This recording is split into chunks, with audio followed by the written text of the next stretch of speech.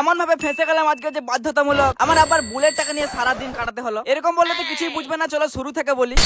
সকাল সকাল ঘুম থেকে তো উঠেছিলাম, কিন্তু সকাল সকাল যে একটা কাজ ছিল। এত শরীর খারাপ, বিয়েটা আমার করতে হবে। হ্যাঁ, দেখতে পাচ্ছ একটা নতুন প্যান্ট। আসলে প্যান্টটা আমার থেকে বয়স অনেকটাই বড়, ওটাকে কেটে ছোট করতে হবে। বাড়িতে তো হবে না, তাই আমি যাবো একটা টেলারের কাছে। কিন্তু দুঃখের বিষয় এইদিকে আমার স্কুটির চাবি খুঁজে পাচ্ছিলাম না, তাই জোর গলায় আমার বইয়ের শাশুড়িকে ডাক দিলাম, মা চাবিটা কোথায়? তারপরে জানতে পারি আমার স্কুটি নিয়ে আবার আমার বইয়ের শ্বশুর কোথায় চলে গিয়েছে।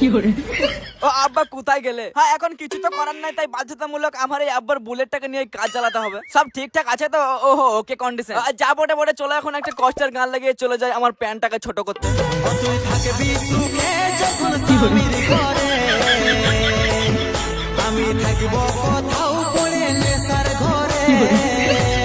তারপর টেলার অফিসে এসে দেখি ও মাই গড, অফিস তো বন্ধ।